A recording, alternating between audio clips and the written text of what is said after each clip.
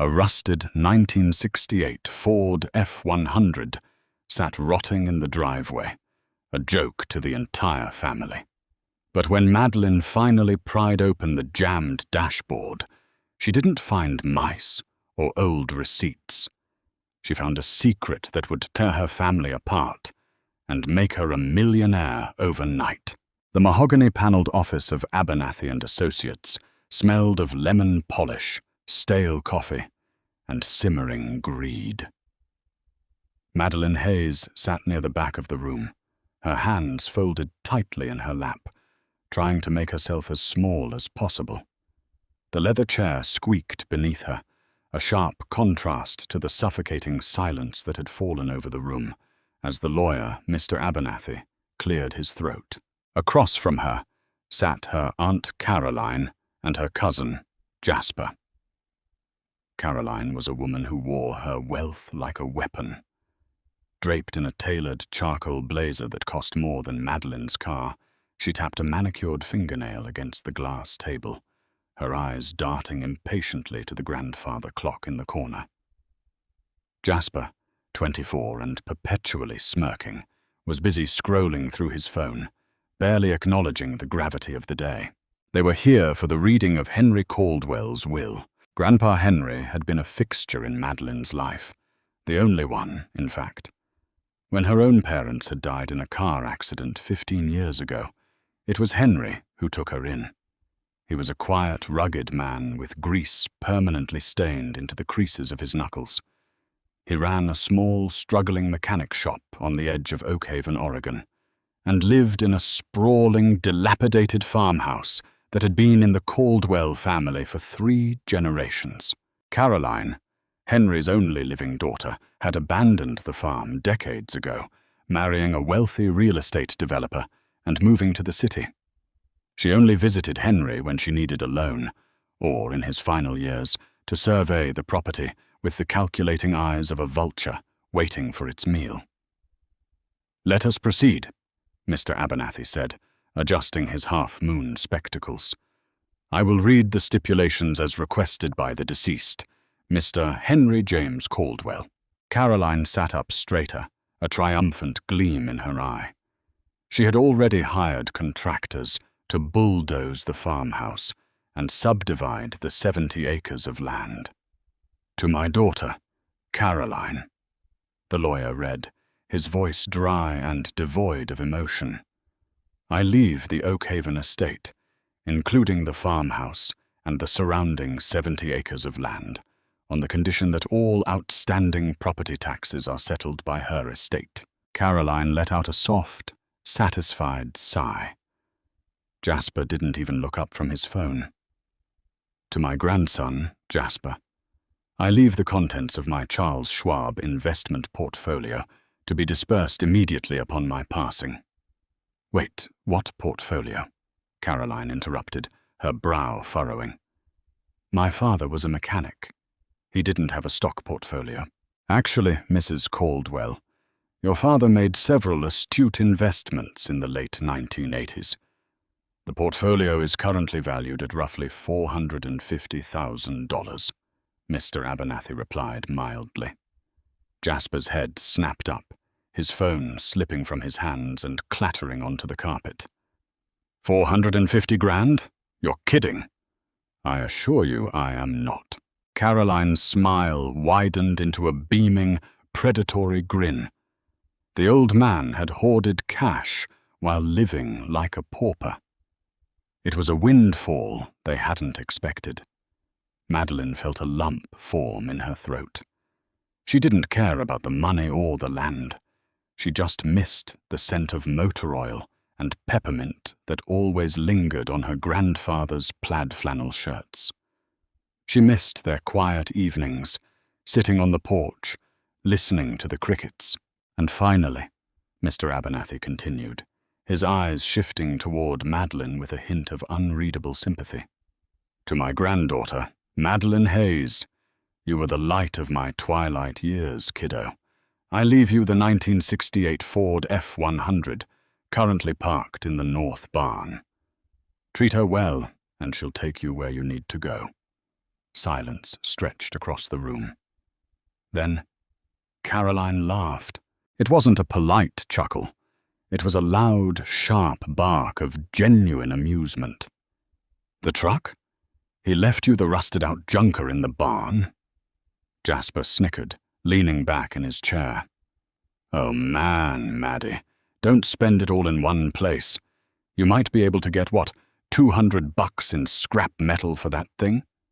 Assuming the tow truck driver doesn't charge you $300 to haul it away." Madeline's face burned. She stared at the floor, fighting the prickling sensation of tears in her eyes. It wasn't the lack of money that hurt. It was the public humiliation. "That truck meant a lot to him," Madeline said quietly, her voice trembling just a fraction. "It's an eyesore," Caroline snapped, her amusement turning instantly to disdain. "It hasn't run in 20 years. The floorboards are rusted through, and it smells like a family of raccoons died in the upholstery. I want it off my property by the end of the week, Madeline.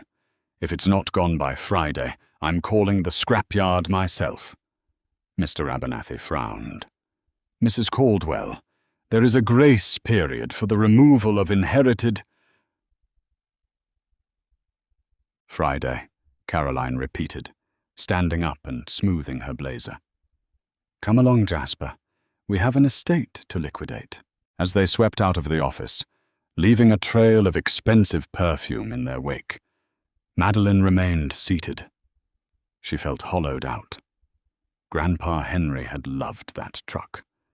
He used to sit in the driver's seat with her when she was 7, letting her steer the massive wheel while he made engine noises, telling her stories of driving it across the country before she was born.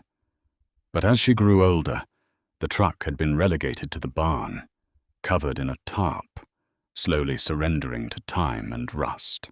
Why had he left it to her? Why single out a piece of rotting metal while giving the rest of the family the actual wealth? 2 days later, Madeline paid $300, a significant chunk of her meager savings from her waitress job, to have the Ford F-100 towed to her apartment complex on the outskirts of the city. When the flatbed dropped the truck into her assigned parking space, her neighbors peeked out from behind their blinds. The truck was a monstrosity. The original sky blue paint was entirely consumed by a cancerous, flaking orange rust. One of the headlights was smashed, the tires were dry rotted and flat, and the bed was filled with damp leaves and empty oil quarts. Her phone buzzed in her pocket. It was a text from Jasper.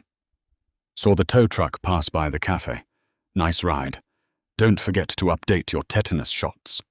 Madeline shoved the phone back into her pocket, tears of frustration finally spilling over. She grabbed a bucket, a scrub brush, and a bottle of heavy-duty cleaner. If this was the only thing she had left of the man who raised her, she was going to at least make it look respectable. Saturday morning brought a heavy, unrelenting drizzle that washed the city in shades of grey. Madeline stood in the parking lot in her oversized overalls, soaked to the bone, battling the grime inside the cab of the F-100. The interior was in even worse shape than the exterior. The springs of the bench seat poked through the cracked vinyl like broken bones. The dashboard was coated in a thick, sticky layer of dust, and the entire cabin smelled faintly of gasoline, damp earth, and decay. She spent 3 hours just clearing out the trash, old spark plugs, brittle diner receipts from 1982, and a rusted tire iron. Exhausted and shivering, she sat in the driver's seat, gripping the steering wheel. She closed her eyes, trying to conjure the image of her grandfather sitting next to her. But all she felt was the cold reality of her current life. 26, barely making rent, and mocked by the only family she had left. "Treat her well, and she'll take you where you need to go," she whispered aloud, repeating his words from the will. Frustration boiled over. She slammed her hand hard against the dashboard. "Where, Grandpa? To the scrapyard?" The force of her strike jarred the heavy metal dashboard.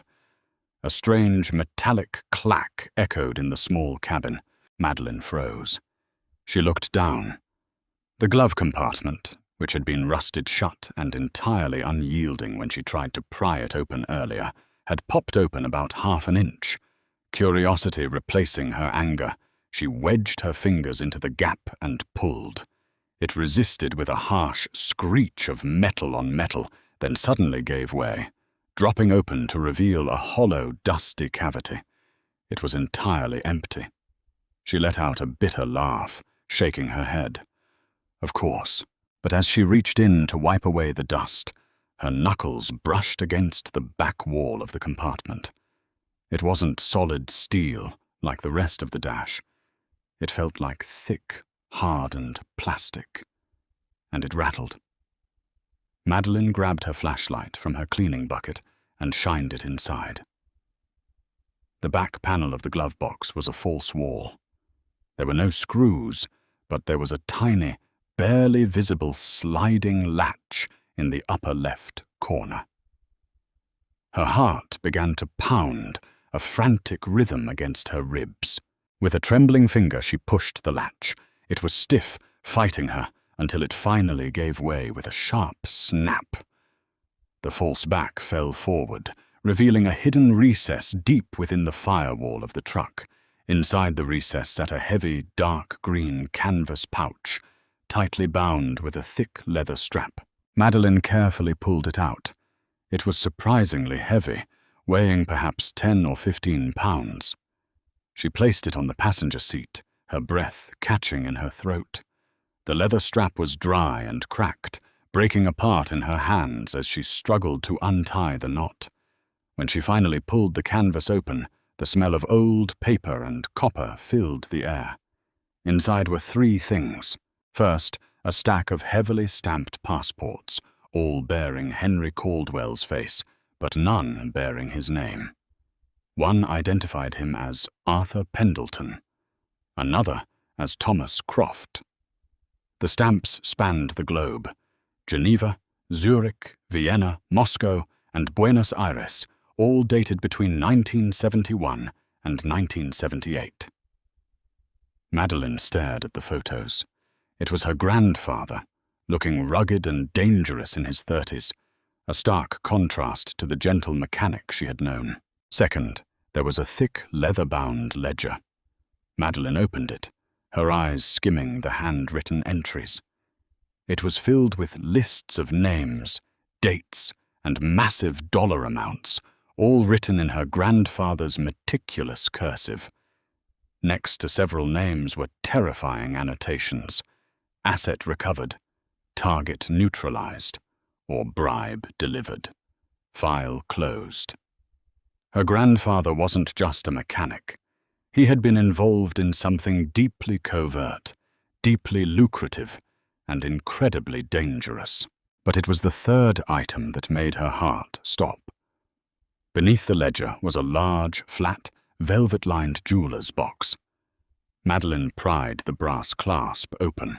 The dim, rainy light of the parking lot caught the contents, refracting into 1,000 dazzling, brilliant colors. Nestled in the velvet were dozens of uncut stones, diamonds the size of marbles, deep blue sapphires, and rubies that looked like crystallized blood. Alongside the gems lay 3 solid gold bars, each stamped with the insignia of a Swiss bank that Madeline didn't recognize, but whose weight in her hands told her everything she needed to know. She was holding a fortune, a massive, undeniable fortune. Maddie. Madeline jumped nearly out of her skin, slamming the jeweler's box shut and throwing the canvas bag onto the floorboards, kicking a dirty rag over it, just as a sharp tap hit the driver's side window. She whipped her head around. Standing in the rain, holding a massive golf umbrella, was Aunt Caroline. Madeline rolled down the window halfway, her hands shaking so badly she had to grip her knees to steady them. "Aunt Caroline, what are you doing here?" Caroline looked out of place in the run-down apartment parking lot, her designer trench coat practically glowing against the grim backdrop. She looked past Madeline, her sharp eyes scanning the interior of the truck with an intensity that sent a chill down Madeline's spine. "I was in the neighborhood," Caroline lied smoothly, her voice overly sweet. "I came to apologize, dear. I was harsh at the lawyer's office. Grief makes us act in ways we aren't proud of." It's fine," Madeline stammered, hyper-aware of the canvas bag hidden beneath the rag just inches from her boots. "Listen," Caroline said, leaning closer to the window. "I've been thinking about this old eyesore. I know it has sentimental value to you, but the truth is, you can't afford to restore it. It's just going to rack up fines sitting in this parking lot. I'll do you a favor. I'll give you $5,000 for it right now. Cash." Madeline stared at her. $5,000 for a rusted truck that Jasper had valued at $200 in scrap? "Why would you want it?" Madeline asked, forcing her voice to remain steady. Caroline's smile tightened, just a fraction. "For the farm, of course. I thought I might use it as a decorative planter, a rusty chic sort of thing near the new subdivision entrance." It was a lie, a blatant, desperate lie. Madeline remembered how Caroline had treated Henry, how she had practically spat on his memory just 2 days ago, and now she was offering a massive overpayment for a truck she despised. She knows, Madeline realized with a sickening jolt. She knows there's something in the truck. "I appreciate the offer, Aunt Caroline," Madeline said, carefully rolling the window up a few inches. "But Grandpa left it to me. I'm going to keep it." Caroline's fake smile vanished, replaced by a look of sheer, venomous rage. She grabbed the edge of the glass, stopping it from rolling up further. "Don't be a fool, Madeline," Caroline hissed, her voice dropping into a menacing whisper. "You have no idea what you're dealing with. That old man stole something that belongs to my husband. If you find it, it won't bring you anything but misery. Sell me the truck." "Let go of my window," Madeline said, her fear suddenly giving way to a fierce, protective anger. She turned the ignition crank to the battery setting and hit the automatic window switch. The glass forced Caroline's manicured fingers away. Caroline stepped back into the rain, her eyes blazing. "You're making a massive mistake, you little brat. I'm not leaving here without what's mine." As Caroline marched back to her idling Mercedes across the street, Madeline locked the truck doors. Her hands were shaking violently as she pulled the rag off the canvas bag. Her grandfather hadn't just left her an inheritance. He had left her a war. Madeline didn't wait to see if Caroline would double back.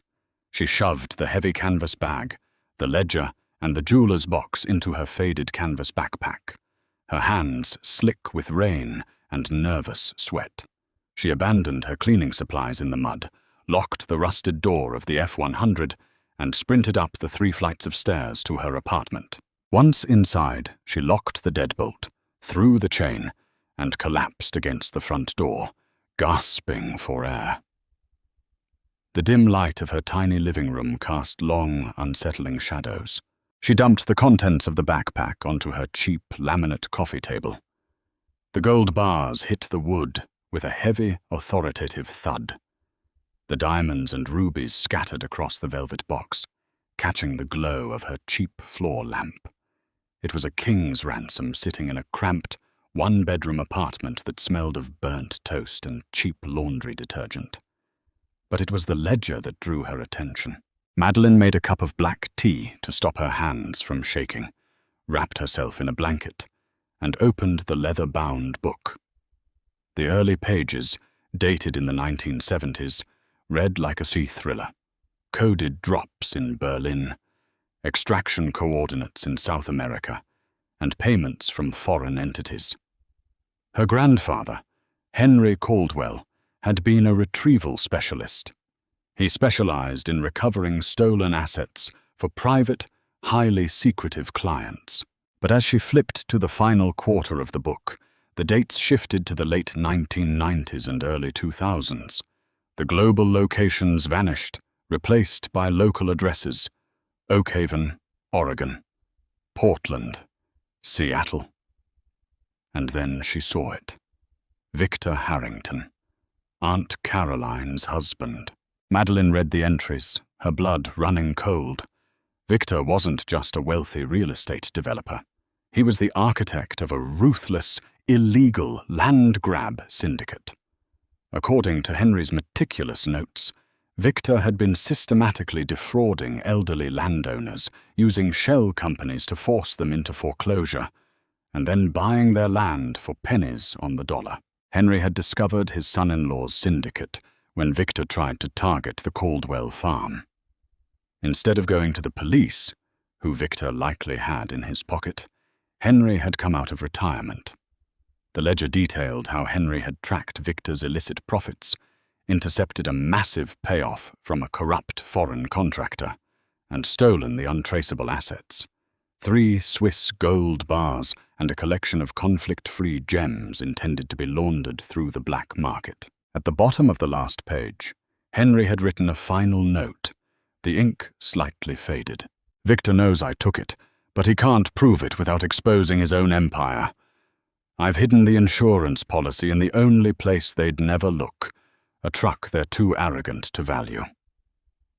Madeline, if you are reading this, I am gone. Do not trust Caroline. Take the ledger to William Dempsey at the Gemological Institute of America, GIA, lab in Carlsbad. He owes me his life. He will broker the stones and protect you." A loud, violent pounding on her apartment door shattered the silence. Madeline dropped the ledger. The teacup rattled on the saucer. "Madeline, open this door right now." It was a man's voice, deep, furious, and dripping with authority. "Victor." She crept toward the door and peered through the peephole. Victor Harrington stood in the hallway, his expensive tailored suit dripping with rain, his face flushed red with rage. Behind him stood a large, expressionless man in a dark windbreaker. "Muscle, I know you found it," Victor hissed through the wood, his voice dropping to a menacing pitch. "Caroline told me you were acting strange. Open the door, or my associate will take it off its hinges. You don't want to play this game, little girl." Panic flared in Madeline's chest, but as she looked back at the table, at the fortune her grandfather had bled to protect, at the undeniable proof of Victor's crimes, the fear morphed into a cold, hard resolve. She wasn't just a broke waitress anymore. She was Henry Caldwell's granddaughter. She quickly swept the gold, the gems, and the ledger back into her backpack. She slung it over her shoulders, grabbed her fire escape key, and bolted for the kitchen window. As the front door groaned under a massive, splintering kick from Victor's associate, Madeline slipped out into the stormy night, scrambling down the rusted iron stairs into the dark alley below. 3 days later, the rain had finally cleared, leaving the city washed clean under a brilliant blue sky. Madeline sat in the exact same leather chair in the mahogany-paneled office of Abernathy and Associates. Her posture, however, was entirely different. She sat straight, her shoulders squared, projecting a calm confidence she hadn't possessed a week ago. Across from her, Caroline and Victor looked completely unraveled. Caroline's usual immaculate hair was slightly disheveled, and the dark circles under Victor's eyes betrayed sleepless nights of frantic searching. Jasper was nowhere to be seen. Mr. Abernathy looked between the 3 of them, clearly uncomfortable with the palpable tension in his office. "Madeline, you requested this emergency meeting. You stated it was a matter regarding the estate." "Yes, Mr. Abernathy," Madeline said smoothly. She reached into her sleek new leather tote bag, purchased with a small cash advance arranged by William Dempsey in California, and pulled out a thick manila folder. "You little thief," Victor snarled, leaning forward, his hands gripping the edge of the glass table. "You have no idea the fire you're playing with. Give it back." "Give what back, Victor?" Madeline asked, tilting her head with a polite, innocent smile. "The rusted truck?" "You know exactly what," Caroline spat, dropping her wealthy socialite facade entirely. "That money belongs to us." "Actually," Madeline said, opening the folder, "it belongs to the people you defrauded. But since they can't be easily compensated without a massive federal investigation, it's going to serve as my grandfather's severance package." She slid a photocopied page of the ledger across the table. Victor looked at it, his face draining of all color. It was the page detailing his shell companies, the bribes paid to county judges, and the exact routing numbers of his offshore accounts. "Where did you get this?" Victor whispered, the bluster instantly vanishing from his voice. "Grandpa Henry was a very meticulous record keeper," Madeline said calmly. "I spent the last 2 days in Carlsbad, California. I met with a man named William Dempsey. He appraised the physical assets Grandpa left me, and he also authenticated these records. Right now, the original ledger, along with sworn affidavits, is sitting in a secure safety deposit box at Chase Bank in downtown Portland." Caroline looked at her husband, panic rising in her chest. "Victor, what is she talking about?" Madeline didn't let him answer. "Here is the deal. I keep the truck, and I keep everything that was inside it. You will never approach me, call me, or come near my property ever again. If I see either of you, or if anything happens to me, if I so much as trip on a sidewalk, William Dempsey has standing instructions to forward the original ledger to the FBI, the IRS, and the state prosecutor." The silence in the office was deafening. The ticking of the grandfather clock seemed to echo like gunshots.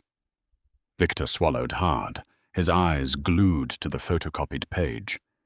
He was a predator, but he wasn't stupid. He knew when he had been outmaneuvered. "You think you're so smart," Caroline sneered, trying to salvage some scrap of pride. "Fine. Keep the dirty money. I still have the farm, the 70 acres, and Jasper's portfolio." Madeline couldn't help but smile. "About that. Mr. Abernathy, could you clarify the stipulation regarding Aunt Caroline's inheritance?" The lawyer adjusted his spectacles, looking bewildered but compliant. "Mrs. Caldwell inherits the estate on the condition that all outstanding property taxes are settled by her." "Exactly," Madeline said. She pulled a second document from her folder and slid it toward Caroline. Grandpa Henry didn't just hide assets. He also engaged in a bit of creative accounting to protect the land. He legally tied the farm's deed to one of Victor's defunct shell companies. The IRS audited that company 2 years ago. Caroline's eyes widened as she read the document. What does this mean?" "It means," Mr. Abernathy interjected, reading the paper over her shoulder, "that the property taxes and federal penalties attached to the Oakhaven estate currently total just over $6 million. By legally accepting the inheritance, Mrs. Caldwell, you have assumed responsibility for that debt." Caroline dropped the paper as if it had burned her. No, that's impossible, Victor!" Victor didn't look at her. He buried his face in his hands, realizing that the old mechanic he had mocked for a decade had orchestrated his absolute ruin from the grave. Madeline stood up, smoothing her jacket. She felt lighter than she had in years. The heavy, oppressive shadow of her family's cruelty had finally been lifted. "If you'll excuse me," Madeline said, walking toward the door. "I have a mechanic waiting. I'm having a 1968 Ford F100 fully restored. I hear a fresh coat of sky blue paint does wonders for an old classic." She walked out into the bright city streets, leaving the ashes of Victor Harrington's empire behind her. Grandpa Henry had promised the truck would take her exactly where she needed to go. And looking at the boundless horizon ahead of her, Madeline knew he had been absolutely right. If Madeline's incredible journey from a mocked granddaughter to a millionaire mastermind left you speechless, hit that like button. Make sure to share this video with anyone who loves a satisfying plot twist. And don't forget to subscribe to our channel for more thrilling real-life stories.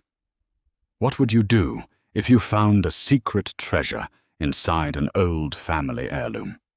Let us know in the comments below.